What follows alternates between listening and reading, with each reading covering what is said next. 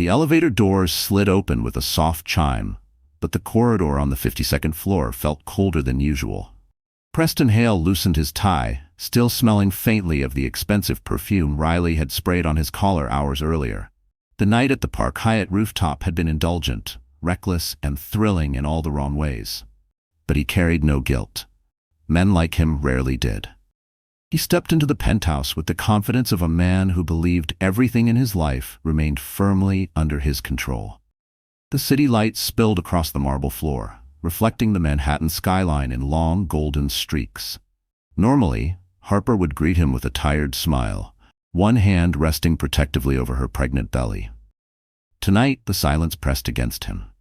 On the dining table sat a silver ice bucket holding a bottle of champagne he recognized, his favorite vintage, chilled exactly the way he liked it. Two crystal flutes stood beside it, polished to a shine. For a second, Preston smirked, thinking Harper had prepared something sentimental to mask her loneliness. But then he saw it. An envelope, thick, heavy, sealed neatly with her initials, H.E., his brows knit together. "Harper?" he called out, walking deeper into the apartment. No answer. He checked the living room. Empty. He opened the door to the master bedroom. The bed was made perfectly smooth, untouched. That's when unease crept into his chest. Preston moved toward the nursery, already imagining her reorganizing baby clothes the way she always did when she felt anxious. He pushed the door open and froze. The crib was gone. The dresser, empty.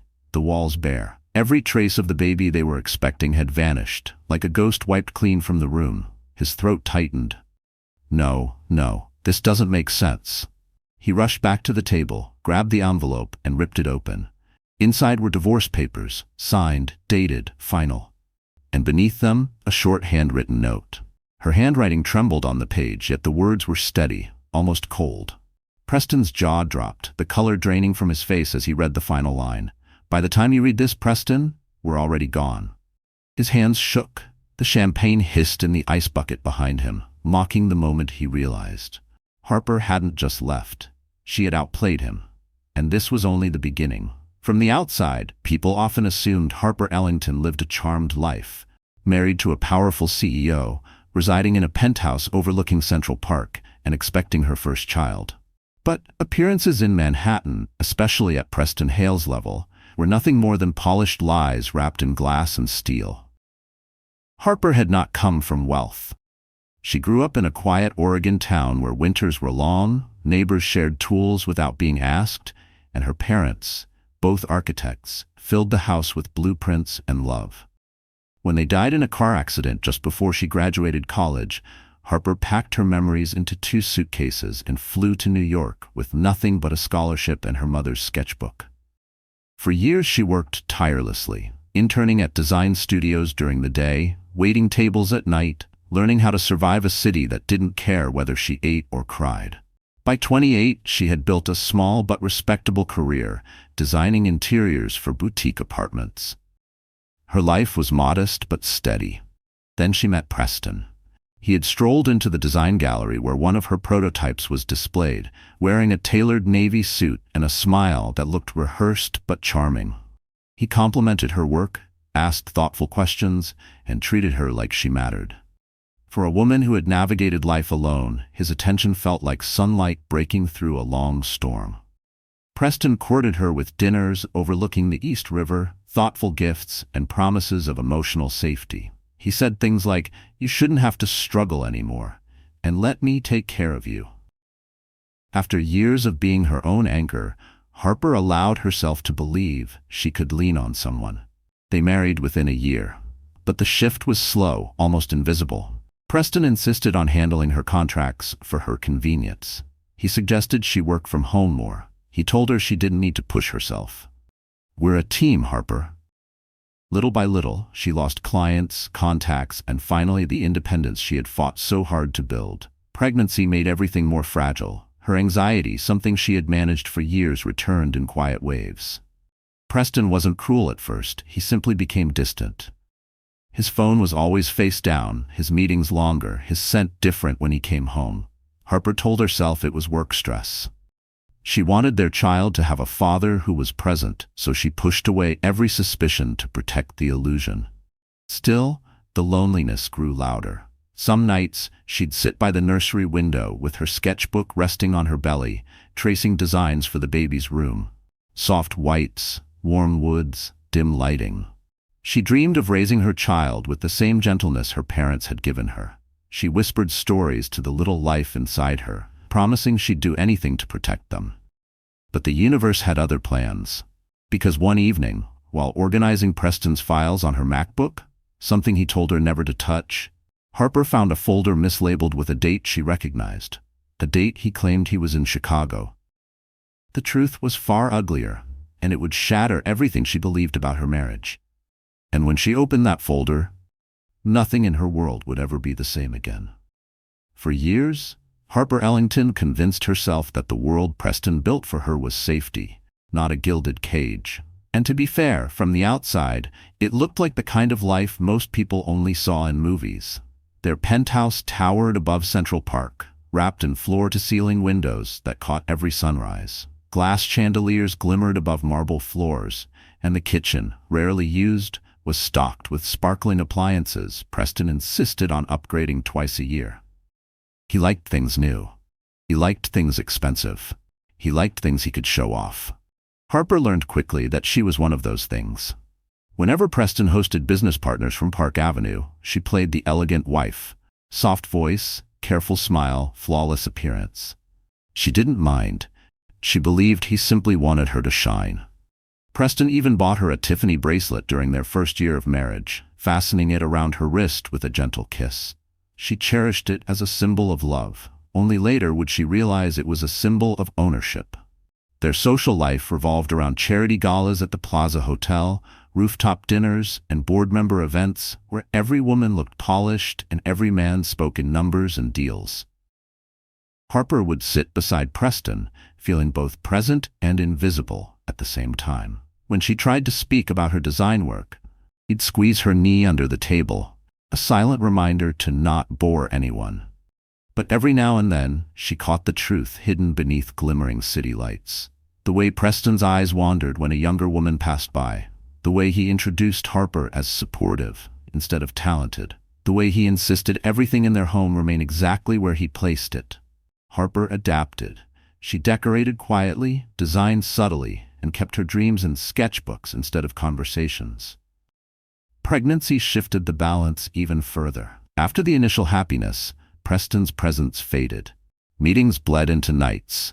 Trips appeared suddenly on his schedule. His scent changed again, sharper, sweeter. Something Harper didn't recognize on her husband, but had smelled once on the back of a taxi ride home from a late project meeting. She brushed the thought aside, blaming her heightened hormones. But the world she believed was hers began to expose its cracks. At one of Preston's corporate parties, held in a midtown glass tower overlooking the Hudson, she stood alone near the terrace railing.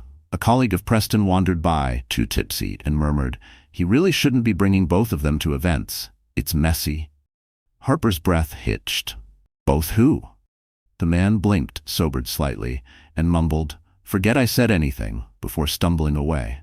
Harper felt a chill despite the warm evening breeze. She placed a protective hand over her belly and stepped back into the golden glow of the ballroom, her heart pounding in her ears. And later that night, when she returned to the penthouse and noticed a faint lipstick stain on Preston's shirt, one she knew wasn't hers, the truth whispered again. But the real blow, the real fracture, the undeniable proof, was waiting for her inside that misfiled folder on Preston's MacBook. Harper sat on the edge of the bed, the late afternoon sunlight spilling across the white sheets like a soft confession. Preston's MacBook sat in front of her, still warm, still open to the spreadsheet he'd been reviewing earlier. He had left in a hurry for a board meeting, forgetting to close his files, a carelessness he rarely allowed himself. Preston was meticulous, almost obsessive, especially when it came to anything that involved money or reputation. She didn't intend to snoop. She never did. But when she reached to shut the laptop, she spotted it. A folder mislabeled with a date that hit her like a punch to the ribs. Trip signed docs, June 14th. June 14th. The night he said he was in Chicago securing a major investor. Harper remembered that night too clearly. She had called him 12 times because the baby wasn't kicking. She was terrified. She needed him. He had answered on the 13th call, voice loud with club music, insisting he was at a dinner with partners. Her chest tightened. Hands trembling, she clicked the folder. Inside were photos, polished, high-resolution images taken in a luxury suite. Not in Chicago. Not even close. The metadata showed the photos were from the Park Hyatt, New York, just 20 blocks from their home. The first image showed Preston holding a champagne glass on the balcony. The second showed a woman's hand, delicate fingers, red manicure, resting on his shoulder. The third showed the two of them reflected in the suite's glass door. Riley Quinn, laughing, leaning into Preston like she belonged there. Harper's breath vanished. Her chest squeezed painfully, panic rising in waves. She placed a hand on her belly, whispering, it's okay, but her voice shook. Still, she kept scrolling, because the truth doesn't care if you're ready. There was more. Receipts, room service orders for 2, a digital key registered under Riley's name but paid with Preston's corporate card. A message from Riley, next time, don't forget the tie I like. Harper felt the world tilt. She stood quickly, but dizziness washed over her. Her vision blurred. She braced herself against the dresser, gasping as a sharp pain shot through her lower abdomen. Not now. Please, not now. She stumbled toward the bathroom, splashed water on her face, forcing herself to breathe. Anxiety clawed up her throat, threatening to drag her under, but she focused on the small heartbeat inside her. The baby needed her calm. The baby needed her strong, even if she was breaking.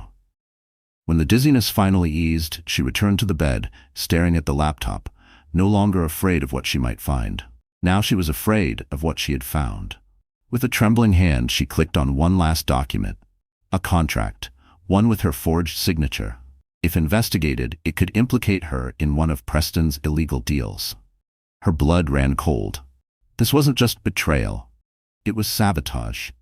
And in that moment, Harper realized she wasn't fighting for her marriage anymore. She was fighting for her freedom. And the next clue she discovered would change everything. Harper didn't remember leaving the bedroom. One moment she was staring at Preston's forged contract, and the next she found herself seated on the cold kitchen floor, her back pressed against the cabinet, air refusing to enter her lungs. The quiet hum of the refrigerator was the only sound in the penthouse, a sound she had never noticed before. Now it filled the room like a taunt.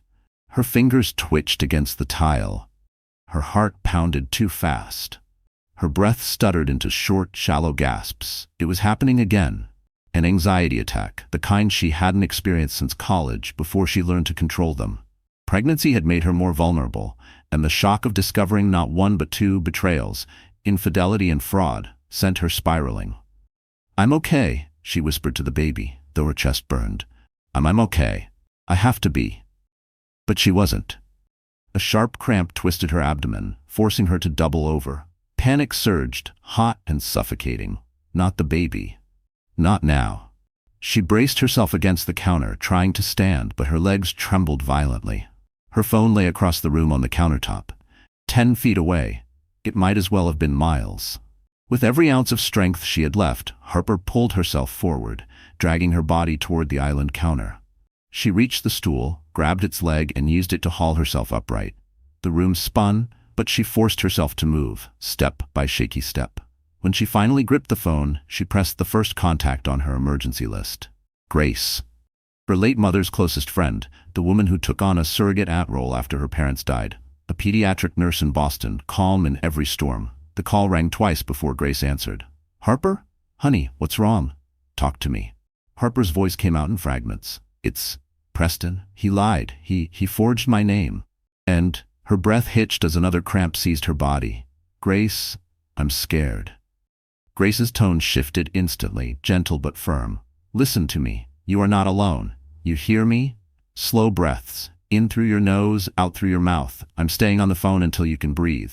Harper followed her voice like a lifeline, clutching the counter until her breath steadied.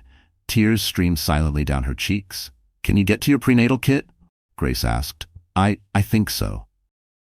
Inside the kit was a small device to monitor fetal heart rate, something Harper rarely used, always afraid it would make her more anxious. Tonight, it was the only thing keeping her sane. Crouched on the kitchen floor, she pressed the device against her belly. For a terrifying moment, she heard nothing. Then, a faint, steady thump-thump. Her baby alive, hanging on. Harper broke into sobs of relief. "Good," Grace said softly. "Now listen carefully, sweetheart.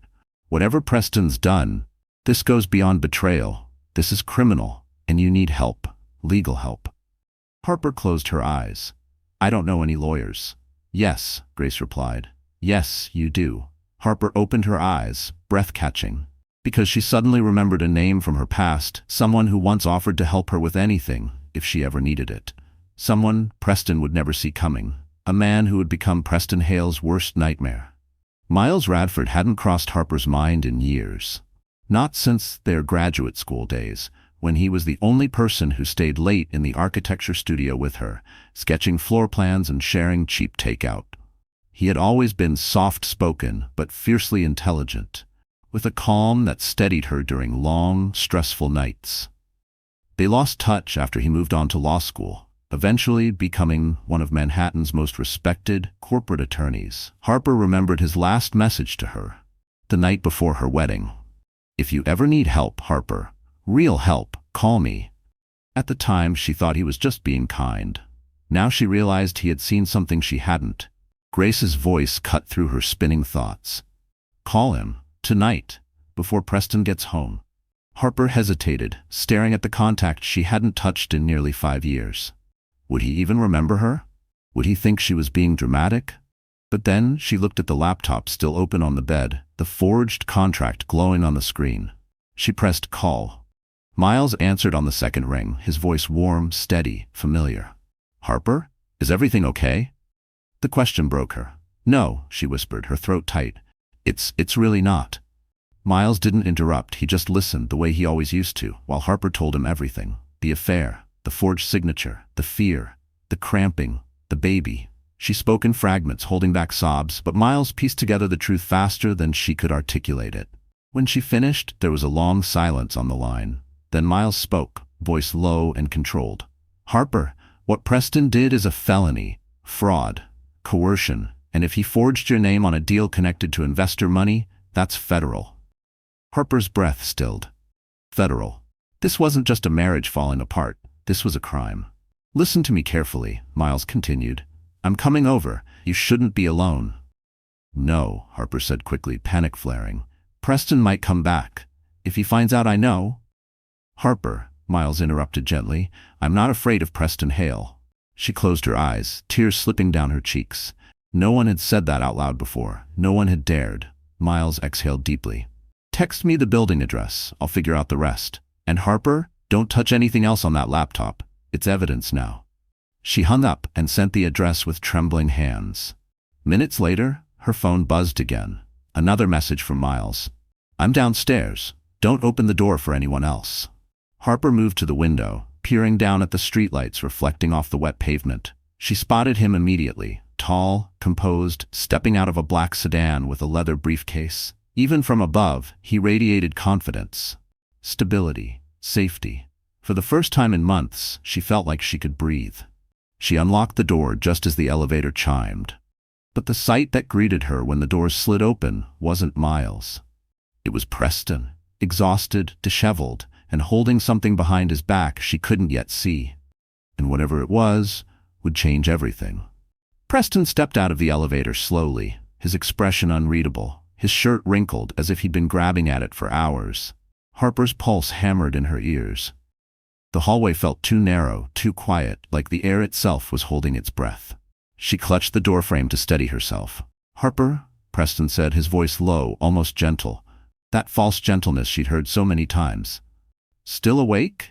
She didn't answer. She couldn't. Her eyes were fixed on the small black box in his hand. A ribbon wrapped around it, silver, perfectly tied. The kind of ribbon used by luxury jewelers on Fifth Avenue.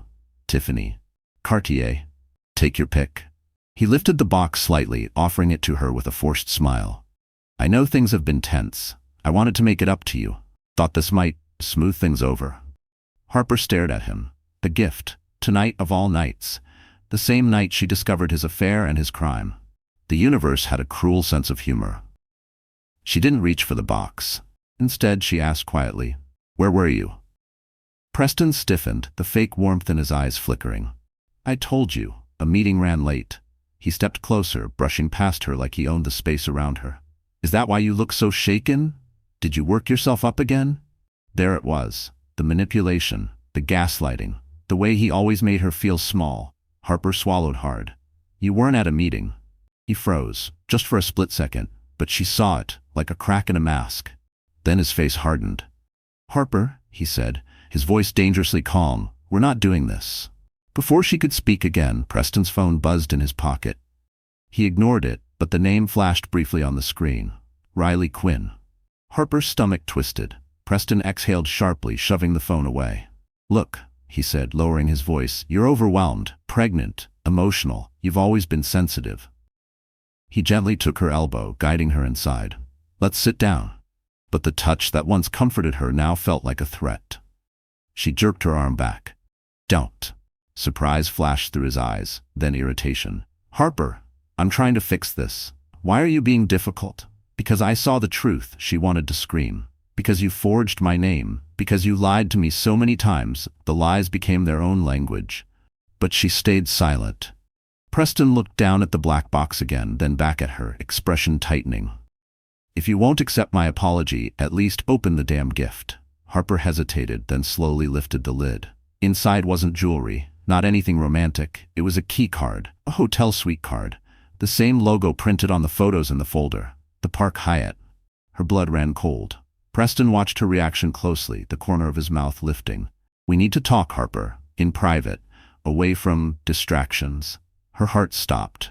Because that wasn't an invitation. It was a warning. Before she could move, the elevator dinged behind them. Harper turned, and this time, it was Miles stepping out. And the moment his eyes landed on Preston, the air in the hallway cracked with danger. Miles stepped out of the elevator like a shadow made solid, calm, focused, and dangerously composed. His eyes flicked instantly to Harper, taking in her pale face, the tremble in her hand, the tension in her stance. Then he saw Preston standing too close to her, holding the black gift box. For a split second, Miles froze, then his jaw tightened. Harper, he said gently, you okay? Preston turned toward him, annoyance slicing across his face. Who the hell are you? Miles didn't answer. His gaze stayed locked on Harper, waiting for her signal, for anything that told him she wasn't in danger. Harper inhaled shakily. Miles, this is my husband. The word husband felt wrong leaving her mouth. Preston scoffed. So you do know him? I assumed he was another one of your little design clients begging for attention. His gaze dropped to Miles's briefcase. Or is he selling you something? Miles's voice was calm, almost too calm. I'm her attorney. Preston blinked. You're what? Harper flinched. She hadn't planned for the reveal to happen like this. She hadn't planned anything. Everything was unraveling too fast. Preston laughed, a cold, condescending sound. Her attorney? For what? She doesn't have legal needs. I handle everything. That's the problem, Miles replied, stepping forward. You handle everything. Preston's face darkened. Get out. This is a private matter. My wife and I are discussing something. Miles didn't move. Your wife was shaking when she called me. She had abdominal pain. She thought she might lose the baby tonight. So no, Preston, this isn't just your private matter. Not anymore. The color drained from Harper's cheeks. She didn't want Preston to know about her pain, not because he deserved the truth, he didn't, but because she knew he'd twist it, weaponize it. Preston's eyes snapped to her. Is that true? Harper swallowed. It's under control. What caused it? Preston demanded. Miles answered before she could. Stress. Preston's jaw clenched. Are you implying? Yes, Miles said flatly. I am. A silence thick enough to choke filled the hallway. Then Preston stepped closer, lowering his voice to steel. Harper, go inside. Now. We'll talk without outside interference. Miles shifted subtly, blocking half her body with his. A clear message. Preston's stare turned lethal. Move. Not happening, Miles replied. Something snapped behind Preston's eyes. He grabbed Harper's wrist, not hard enough to bruise, but hard enough to claim. She's my wife. Harper gasped, pulling back instinctively. The motion sent a small cramp through her abdomen, and she winced. Miles's entire expression changed. He dropped his briefcase, stepped forward, and with a voice edged in lethal calm, he said, Touch her again, Preston, and I swear to God. But he didn't finish, Because Preston suddenly smirked, lifted his phone and turned the screen toward them. A photo. A damning one. Harper didn't recognize it at first, until her stomach dropped. It was from her college years. Her in a hospital hallway, an anxiety episode, a file attaching her old diagnosis. Preston's voice was ice. Try to take her from me, Miles. I dare you. I have everything I need to prove she's unfit to be a mother. The photo on Preston's phone burned itself into Harper's vision. Her younger self, curled on a hospital bench, hands shaking, a nurse kneeling beside her. She remembered that night far too well. Finals week, 3 days without sleep, a panic attack so severe she thought she was dying. After treatment and therapy, she had recovered fully. For years, she'd lived without any episode at all. But Preston didn't care about truth. He cared about leverage. Where did you get that? Harper whispered, her voice barely forming the words. Preston shrugged with calculated cruelty. I asked a few people. Money talks. Privacy laws bend when you know the right strings to pull. He leaned closer, lowering his voice to a venomous whisper. You think you can threaten divorce? Take my child? I can make you look unstable in court with one document. Miles's fists clenched at his sides. That's illegal, Preston. You're admitting to a HIPAA breach. Preston smirked. Only if someone proves it. And trust me, no one in this building is going to testify against me. His tone sharpened. Especially not my pregnant wife. Harper felt her knees weaken. The walls seemed to tilt. Her pulse hammered in her throat. It wasn't the panic she once knew. This was terror. If Preston presented that file, if he spun the story, if he painted her as mentally unfit, he could take her baby. Harper? Miles stepped beside her, placing a steady hand near her arm without touching her. Look at me. She barely managed to raise her eyes. You are not alone. I know exactly how this can be fought. Preston scoffed. You? Fight me? You think your little law degree scares me? It's not my degree you should be worried about, Miles said quietly. It's the paper trail. The confidence in his voice stunned Preston. He faltered for the first time. What paper trail? But Miles didn't answer. Not yet. Instead, he gently guided Harper back a step, placing himself between her and Preston. It was subtle, but unmistakably protective. Preston's face twisted. Harper, you come with me right now, or I swear to God. She's not going anywhere with you, Miles snapped. An ugly silence filled the hallway, vibrating between them like a pulled wire. Then Preston changed tactics. His voice softened, dripping with false sympathy. Honey, think carefully. The world already knows you're fragile. Riley is willing to testify. You've had episodes, and I have texts from you during panic nights, remember? If you fight me, the court will see a pregnant woman under mental distress. Harper's blood ran cold. He had collected evidence for months, preparing for this. She bit down hard, struggling not to cry. Miles stepped closer to Preston, eyes blazing. You touch her, manipulate her, threaten her one more time, and I'll bring down everything you've built. I promise you that. Preston's lips curled into a vicious smile. Good luck proving anything. Miles exhaled a slow breath. Oh, I don't need luck. He bent down, picked up his briefcase, snapped it open, and pulled out a thick folder with Preston's company logo on the tab. Preston's eyes widened, because he recognized it. He recognized it immediately. It was the one file he thought he'd buried years ago, the one that could send him to prison. Preston didn't breathe for a full 3 seconds. His eyes locked on the folder in Miles's hand, the beige corporate file with the Hale Properties crest embossed on the top. A file he thought he'd destroyed the night his partner threatened to expose him. A file that had nearly cost him everything 6 years ago. Harper didn't know what it was, but she saw it instantly. Preston wasn't just surprised, he was afraid. Miles, Preston said slowly, voice cracking at the edges, you shouldn't have that. Miles didn't blink. I do, and your name is on every page. Harper's pulse quickened. She felt the shift in power like the temperature dropping in the room. For the first time since discovering Preston's betrayal, she wasn't the one trembling. Preston stepped forward, fury rising. Where did you get that? That file was deleted? Miles finished. Shredded? Burned? He tilted his head. You really should have learned by now. Digital footprints never truly disappear. Harper's stomach flipped.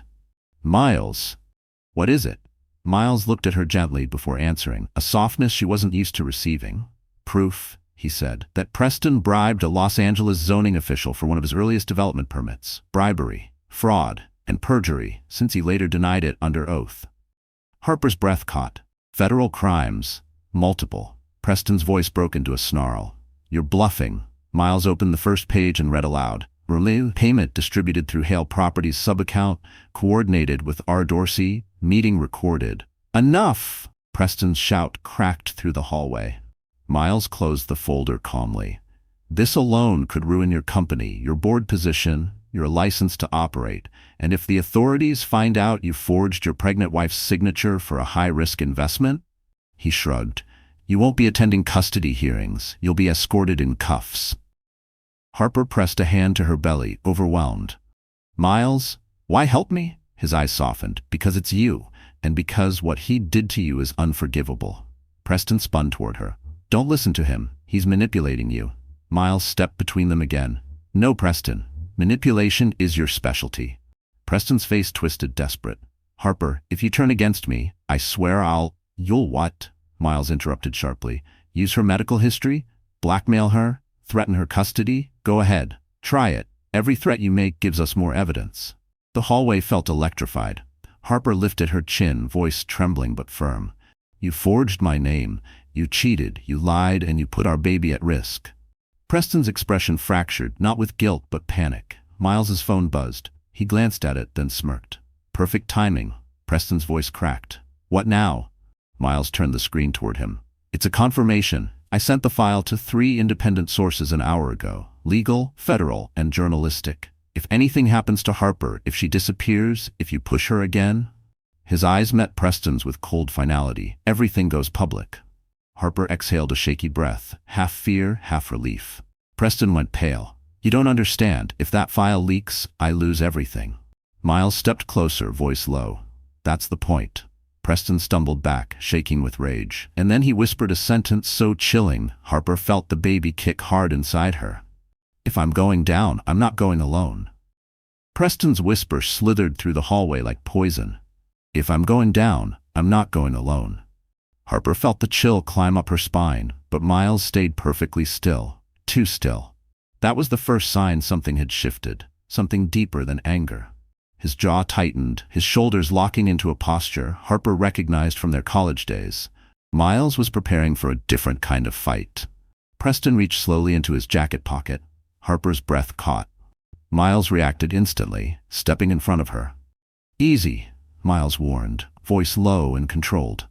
Preston pulled out. Not a weapon. A flash drive. He dangled it between 2 fingers, smiling like a man who believed he'd just flipped the board back in his favor. You think you've cornered me? He sneered. You think that file is enough to destroy me? Harper, sweetheart, you really don't know who you married. Miles stiffened. What's on that drive? Preston's smile widened. Insurance. He flicked the flash drive into his palm, tapping it lightly. Every contract Harper signed since our marriage. Every text she sent during her anxiety nights. Every skipped therapy appointment. Every questionable moment that could make a judge think twice about custody. Harper swallowed hard. You tracked me? Of course I did, Preston said. It's called protecting my assets. Miles stepped forward, fury simmering under his calm exterior. She's not your asset. Preston ignored him, eyes locked on Harper. The court doesn't care about your feelings. It cares about records, and I have 2 years' worth of them. Harper felt her knees weaken again. But Miles steadied her with a light touch on her back. Preston continued, savoring every word. One panic episode during pregnancy, one moment you look overwhelmed in front of the wrong person, and I win, full custody, sole decision-making rights. Harper felt the air leave her lungs. Preston tilted his head. See, I don't even need to prove you're unstable. I just need to make you look unreliable. Miles's voice was a quiet, lethal whisper. You disgusting bastard. Oh, please. Preston mocked. You're a lawyer. You know how the system works. Harper's vision blurred. Her hand instinctively covered her belly. All she could think was, he planned this. He planned everything. Preston lifted the flash drive closer to Miles. You go public with that file, I go public with this. Harper walks away with nothing. No custody, no rights, no credibility. Miles exhaled slowly. Too slowly. Harper realized he was thinking, calculating. Miles, she whispered, don't let him win. Preston smirked. He already knows I'm right. Miles's silence was enough to make Preston bolder. He stepped forward. Harper, come home. Come back with me. Drop whatever fantasy you're spinning about lawyers and files and divorces. I'll forgive you for this little scene. Harper stared at him, horrified. Forgive her? For his crimes? Preston extended his hand. Let's go upstairs. We'll talk like adults. Harper didn't move. Miles finally spoke, voice razor sharp. You're not going anywhere with him. Preston's eyes narrowed. You think you can stop me? Miles stepped in front of Harper, blocking her completely. I know I can. For a moment, neither man blinked. Then the elevator dinged. Harper turned, and her heart dropped, because standing inside was Riley Quinn, and she wasn't alone. She was holding a baby bag. Riley Quinn stepped out of the elevator like she'd rehearsed the moment. Perfect hair, perfect makeup, perfect smirk. And in her hand, the baby bag swung casually, as if she wanted Harper to see it, to imagine the worst before she even spoke. Harper's breath hitched. Miles angled himself protectively in front of her. Preston's face drained of color. That was the first red flag. Riley's eyes flicked to Preston, brows lifting. You didn't tell her yet? Preston snapped. Riley, not now. Oh, relax, she said, rolling her eyes. We're all adults here. Then she turned directly toward Harper, her smile syrup sweet. I brought the baby's things. I thought you'd want to see. Harper froze. What? Riley held up the bag slightly. You know, the baby clothes. The ones Preston and I picked out last month? Miles tensed. She's lying. But Riley wasn't finished. She walked, no, strutted closer, her heels echoing through the hallway. I guess he didn't tell you we were preparing. The doctor thinks I'm due earlier than expected. Harper's heart stopped. Doctor, due date, baby. No, Harper whispered, shaking her head. No, you're not. Pregnant? Riley cut in, placing a dramatic hand on her stomach. Actually, I am. Harper felt the world tilt. Preston reached out as if to stop Riley, but she sidestepped him with a laugh. Oh, come on, Preston. Don't act shy. She leaned in toward Harper. You wanted honesty? Here it is. You're not the only mother in this hallway. Harper staggered back, gripping the wall for support. She couldn't breathe. She couldn't think. The pain in her chest felt like fire. Miles caught her arm gently. Harper, look at me. She's lying. Am I? Riley said, swinging the baby bag playfully. Maybe check the prenatal vitamins inside? The ultrasound photos? Or should I tell her about the night at the Ritz when you said? That's enough, Preston barked, stepping forward. But Riley only grinned wider. Oh, now you want me quiet? After everything I've kept secret? After everything you promised me? Her voice rose, sharp enough to cut tile. You think you can ditch me? You think you can walk into a courtroom with your shiny reputation while I disappear? No, Preston. If I go down, you go down with me. Preston's jaw clenched. Riley, stop. Now. Miles looked between them, eyes narrowing. Harper, he said quietly, do you notice something? But Harper couldn't answer. Her vision blurred. Her pulse roared in her ears. Riley stepped closer, tone shifting into something malicious.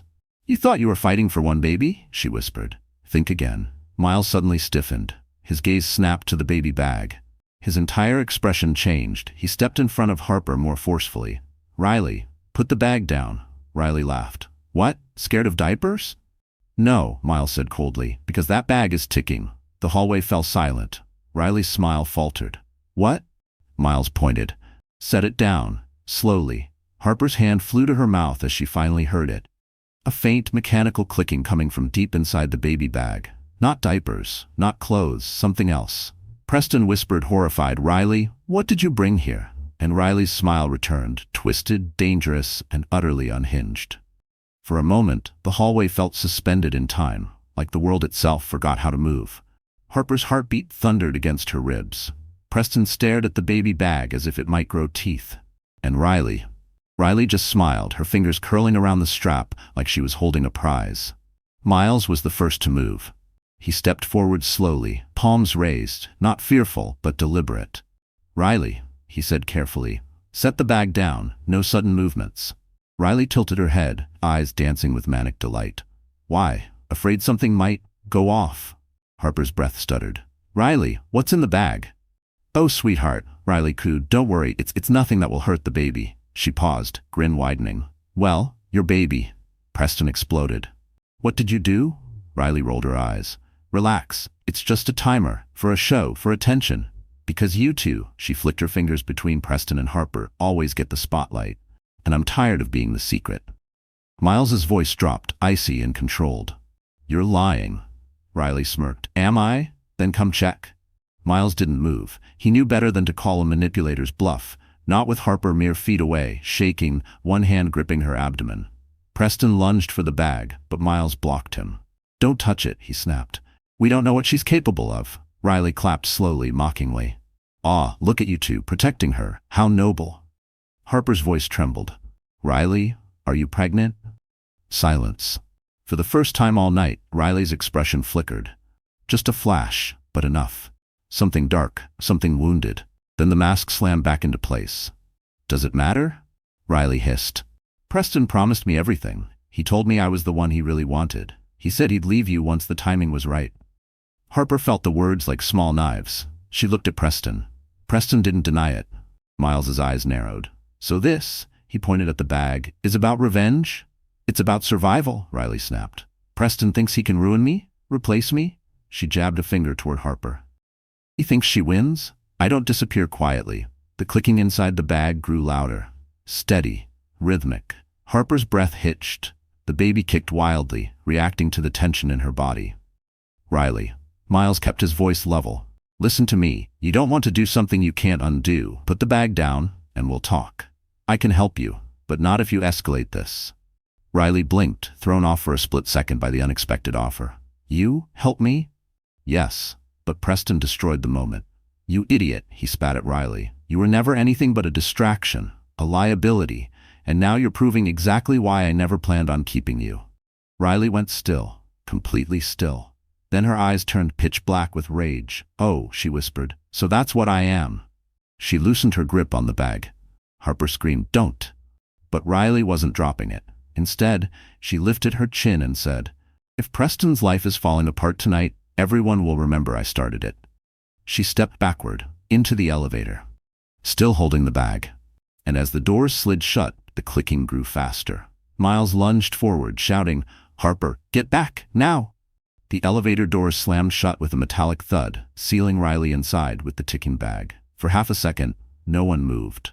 The hallway was dead quiet, too quiet, broken only by the faint, accelerating click, click, click coming from behind the elevator doors. Then everything erupted at once.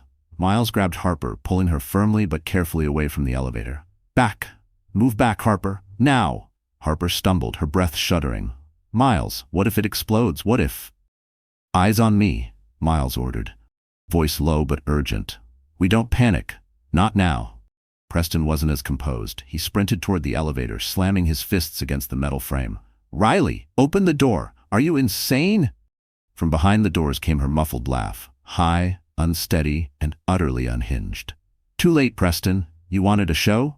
I'm giving you one. Harper covered her mouth with trembling fingers. Her entire body shook as another cramp twisted through her abdomen. The baby kicked hard, reacting to her fear. Miles steadied her instantly, one arm around her back. Deep breaths, he whispered. You're safe with me. But Harper couldn't shake the feeling that the hallway was shrinking, that the air was tightening, that the ticking was growing louder. Preston slammed the elevator button repeatedly, but the light blinked red. Locked. Riley must have hit the emergency stop inside. Call security, Preston barked. Miles was already dialing. I am. The line connected immediately. Security desk. This is Miles Radford, 52nd floor corridor, he said rapidly. A resident is in the elevator with a suspicious device. The elevator is stuck between floors. What kind of device? A bag with a timed mechanism, Miles said. We need emergency personnel immediately. Copy. Locking down elevators now. Evacuating floors 50 through 55. As soon as the word evacuating echoed through the hall, Harper's knees buckled. Miles caught her again. Don't you dare fall, he murmured, trying to keep her calm. Preston spun toward them, desperation clawing through his voice. Miles, you have to get that file back. If anything happens tonight. Miles snapped. Preston, shut up. Your crimes can wait. Harper and the baby can't. Preston froze. It was the first time anyone had ever silenced him. Harper felt tears spill down her cheeks, but it wasn't just fear. It was the dawning realization that Miles wasn't here out of obligation. He was here because he cared. Deeply, fiercely. Another loud clang shook the elevator shaft. Riley screamed inside, not in pain but laughter. "This is what it feels like, Preston," she shrieked. "To lose control." Harper trembled. "Miles, she's going to kill herself." Miles clenched his jaw. "Not if we reach the control room first." Security stormed into the hallway. 3 guards and a building supervisor. They rushed toward the emergency panel at the end of the corridor. One guard shouted, "We can override the elevator, but we need someone to access the panel inside." Miles stepped forward without hesitation. "I'll do it." Harper grabbed his sleeve. "No, Miles, you can't." His eyes softened, steady and warm. "I'm not letting her hurt you or your baby." Before Harper could answer, the building supervisor shouted, "We've got 3 minutes before that device, whatever it is, hits 0. Miles turned toward the elevator, and Preston grabbed his arm. "Miles, if you go in there, you might not come out." Miles pulled free. "Then pray I'm faster than her." The hallway burst into a flurry of motion. Security officers shouted coordinates into radios. The supervisor fumbled with the emergency override codes, and Preston paced like a trapped animal. But Harper saw none of it clearly. Her vision blurred around the edges, her breaths short and uneven. Only one figure stayed sharply in focus: Miles. His calmness cut through the chaos like a lifeline. Every step he took toward the elevator felt deliberate, fearless, anchored. Harper reached for him again, fingers trembling. "Miles, please," she whispered, voice cracking. "Don't do this. If something happens." He turned, placing a hand over hers, gentle, grounding. "Harper, look at me." She did. "You and your baby are the priority. If Riley detonates something, if that bag is more than a bluff, she's not just going to take herself down. She'll take the whole floor with her." His voice dropped. "I'm not letting that happen." Harper's throat tightened. "But you could die." Miles held her gaze, unwavering. "I'd die knowing I protected you." Her breath broke. Preston's head whipped around, eyes narrowing at the intimacy in Miles's tone. But no one cared about Preston right now. Not even security. The only threat anyone saw was behind the elevator doors. The supervisor finally shouted, "Override initialized. We can partially open the doors for 10 seconds, enough for one person to slip inside." "One person," Miles repeated. Preston stepped forward. "Then I'm going. Riley listens to me. I can—" Miles spun on him. "You can't even control yourself, Preston, and she's more likely to detonate out of spite the second she sees you." Security didn't argue. Even they knew Miles was right. Harper grabbed his sleeve again, tighter this time. "Miles, don't leave me." He softened, brushing a tear from her cheek with the back of his knuckles, a touch so tender Harper felt her knees weaken. "I'll come back," he whispered. "I promise." The supervisor called out, "T-1 minute." Miles nodded toward security. "Open it." 2 guards pulled a lever, and the elevator doors parted just an inch, screeching in protest. A hot gust of air surged out, carrying Riley's muffled laughter. "Tick-tock, gentlemen," she taunted from inside. "I hope you're ready." Miles glanced at Harper one last time. "Stay back." He stepped to the crack in the door. Muscles tense, breath steady. Security began the countdown. 10, 9. Miles braced his hands on the metal. 8, 7, Harper whispered. "Please come back to me." 6, 5. Miles exhaled once, slow and controlled. 4. He forced the doors apart with a surge of strength, enough for his shoulders to slip through. 3. Harper's heart slammed against her ribs. 2. Riley shrieked. "You're too late." 1. "Open." Miles dove inside the elevator, and the doors slammed shut behind him, trapping him with Riley in the ticking bag. For a heartbeat, silence. Then a sound ripped through the shaft, a metallic snap, followed by Riley's scream. "You should have stayed out, Miles." Inside the elevator, the air felt wrong, thick, metallic, buzzing with tension. Miles steadied himself instantly, widening his stance as the doors sealed behind him. The lights in the cabin flickered, casting fractured shadows across the narrow space. Riley stood in the corner, her back pressed to the mirrored wall, the baby bag clutched tight to her chest. Sweat slicked her forehead beneath perfectly curled hair. Her smile, once smug and calculated, was now trembling at the edges, more madness than confidence. "You should have stayed out," she hissed, her voice uneven. Miles kept his hands visible, palms open, his tone steady as stone. "Riley, look at me." "No," she screamed, jerking the bag closer. "You're not ruining this for me. Preston ruined everything. He made promises. He told me I was the one. Then he threw me away like trash." Miles didn't blink. "So you brought a bomb into a residential building?" Riley's breath hitched. It's not a bomb, she spat. It's a timer. A scare, enough to make him regret humiliating me. Miles's jaw tightened. You think causing an evacuation and trapping yourself in an elevator will scare him? He'll spin this as a mental breakdown, and he'll walk away clean. The words struck her like a slap. Riley blinked, suddenly uncertain. No, he can't. He said, he lied, Miles cut in. He lies to women like breathing. Her chest rose and fell rapidly. No, he said he cared. Miles stepped 1 inch closer. Riley flinched. He cared about what you gave him, not who you are. Riley's lips trembled. You're trying to manipulate me. No, Miles said softly, I'm trying to keep you alive. For the first time, Riley's eyes darted to the bag, fear flickering behind the rage. Miles seized the moment. What's in the bag, Riley? Really? Her mouth opened, closed, opened again. Finally a whisper. A voice recorder, a countdown clock, a metal case with batteries, just to make it look heavy. She swallowed hard. I wanted to scare him, not kill him. Miles exhaled. Not relief exactly, but a shift. Good. Then put the bag down. End this now. You can still walk out alive with help, but if you keep going. His gaze softened. You know how this ends. Riley's eyes flooded with tears. I never meant to hurt her, she whispered. Harper didn't do anything. I wanted something that was never mine. Miles nodded gently. Then do the right thing now. For a heartbeat, just one, it looked like Riley might comply. Her grip loosened, her shoulders sagged, she took one shallow breath, then her gaze snapped upward, fueled by fresh, desperate rage.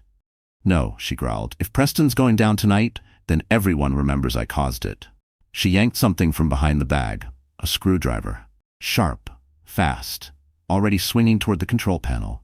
Miles lunged forward, but the metal tip connected first, sparking violently. The elevator lights exploded into darkness. From the hallway above, Harper screamed, Miles! The elevator dropped. Not a full plunge, but a violent, stomach-snatching jolt that sent Miles and Riley crashing against opposite walls as sparks rained from the blown control panel. The cabin screeched, cables grinding overhead, lights flickering in frantic bursts. A metal groan echoed through the shaft, deep and ominous, like the building itself was warning them. Miles! Harper's scream filtered faintly from above, muffled by steel. He forced himself upright, gripping the handrail as the elevator swayed. Harper! I'm okay, he shouted back, even though he wasn't sure he was. Riley scrambled to her feet, panting, eyes wild. You see, she shrieked. Everything he touches falls apart. Everything he promised was a lie, every word. She clutched the baby bag, shaking, mascara streaking down her cheeks. He said he loved me. He said he'd leave her. Miles's voice cut through the chaos. Riley, listen to me. Preston never planned to choose you. Stop, she screamed, covering her ears. You don't know anything. Yes, Miles said firmly. I do. Something in his tone made Riley freeze. Miles wiped blood from his forehead. He'd hit something in the fall, and took a steady step toward her. Do you know why I have that file on Preston? The bribery, the forged documents? Riley blinked hard. Because you want Harper. No, Miles said, because I've been investigating him for years. Riley's breath hitched. Miles continued, calm but deadly. A whistleblower approached my firm 3 years ago. A woman, young, terrified. Someone Preston destroyed to protect a deal. She sent me documents, recordings, things that would bury him if they ever saw the light. Riley's grip on the bag loosened. A woman? Yes, Miles said quietly. Someone he promised things to. Someone he used. Someone he discarded. Riley's face drained of color. Miles stepped closer. He has a pattern? Riley, you weren't the first, and you wouldn't be the last. Riley shook her head violently. No, he said I was different, that he regretted marrying her, that he should have met me first. Miles's voice softened. He told the others the same thing. Tears spilled down Riley's cheeks. Her body sagged as if his words finally cracked the delusion she'd built her life around. She sank to the floor, the ticking bag sliding down beside her. He used me, she whispered. He used me for years, just like he used her. A sob tore from her chest. I ruined my career for him. I lied for him. I thought I was pregnant once. I thought we could. Miles froze. What did you say? Riley covered her face. I thought I was pregnant. It was a false test. He didn't even care. He laughed. The elevator creaked again, cables whining. Riley, Miles said urgently, we have to get out. Right now. The elevator isn't stable. She didn't move. Riley, he shouted, stand up!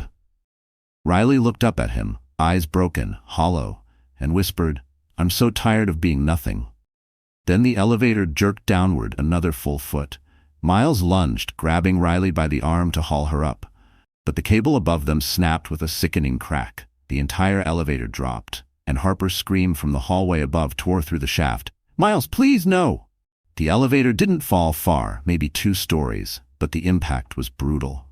The floor slammed upward with bone-rattling force, knocking the breath from Miles's lungs. Riley crashed beside him, dazed, her shoulder hitting the mirrored wall with a crack that spidered through the glass. Dust rained from the ceiling as the cabin groaned and tilted slightly sideways, suspended by one remaining cable. One wrong shift, one wrong breath, and they'd plunged the rest of the way. Above them, Harper's voice echoed through the shaft, raw, panicked, breaking. "Miles, answer me!" Miles forced air back into his chest. "Harper, I'm here!" he shouted, wincing as pain shot through his ribs. "We're okay. I'm okay." Riley let out a shaky moan, clutching her arm. "It hurts. Oh God, it hurts." Miles turned to her, steady despite the tremor in the floor. "Don't move. The cabin's unstable. You shift too much and we drop." Riley whimpered, tears dripping onto her lap. "I didn't mean for this. I wanted him to listen. I wanted someone to see me." Miles swallowed his frustration. "I see you. I see the mess he made, but this isn't the way." A crack echoed overhead, deep, metallic, final. Miles whipped his head upward. "That cable won't hold long." From above, a security officer yelled, "We're getting ropes down. Stay still." Harper's voice cut through them. "Miles, please, please don't leave me." He closed his eyes briefly, heartbreaking at the sound. "I'm not going anywhere." But the elevator swayed dangerously as the cable strained again. Riley clutched the bag, trembling. "Should I throw it out? The timer, maybe." Miles grabbed her wrist firmly. "No sudden movement. Slowly set it down in the center." "Slowly, Riley." Hands shaking violently, she placed the bag on the floor. The ticking was louder now, steady, unrelenting. Miles glanced at it. Timer, recorder, batteries. If she was telling the truth, it was harmless. If she wasn't, he didn't finish that thought. "Lower the harness," a guard shouted. The rope descended, swinging gently until it bumped the shattered mirror. Miles grabbed it, stabilizing himself. "Harper," he called upward. "I'm sending Riley first. She's hurt." "No," Riley panicked. "I don't want to die down here. I don't want to." "You won't," Miles assured her. "But Harper is pregnant. Think about what she feels right now. Think about what happens if this falls with both of us inside." Riley stared at him, breathless. His words cracked something inside her. "Okay," she whispered. "Okay." With careful movements, Miles secured the rope around her waist. 2 guards pulled, lifting Riley slowly toward the safety of the hallway above. Harper sobbed when she saw her emerge. Riley collapsed into the guard's arms, shaking uncontrollably. Once she was safely out, the rope dropped back down. "Miles," Harper cried. "Your turn." He reached for the rope, just as the elevator lurched violently. The last cable screamed, then snapped. The elevator dropped again, and Harper's voice shattered into the deepest terror she had ever known. "Miles, now, Miles!" Miles felt the world vanish beneath him. The floor dropped. Air whipped upward. His stomach lurched into his throat. For a split second, gravity owned him completely. But instinct, raw, desperate, unthinking, kicked in. As the elevator plunged, Miles threw both arms upward, fingers clawing blindly for the rope, still swinging above him. The coarse fibers scraped his palms, tearing skin. For a heartbeat, he didn't know if he had it. Then, he did. The rope burned through his grip as the elevator continued to fall below him, ripping away into the shadows of the shaft. Under him, the metal cabin smashed into the shaft's emergency buffer with a deafening crash, shaking the entire building. Dust exploded upward like smoke. Miles dangled 20 feet above the wreckage, legs swaying, chest heaving. Above him, Harper screamed his name, the kind of scream that could tear heaven open. "Miles, please, answer me!" He gritted his teeth, muscles screaming as he climbed hand over hand, blood slicking the rope. He swallowed, breath ragged. "I'm here, Harper. I'm here." A sob broke from her. Don't let go, Miles." "I won't," he gasped.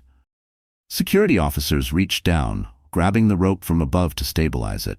One officer knelt at the edge of the shaft. "Miles, we've got you. Keep climbing." He tried, but every muscle felt like fire.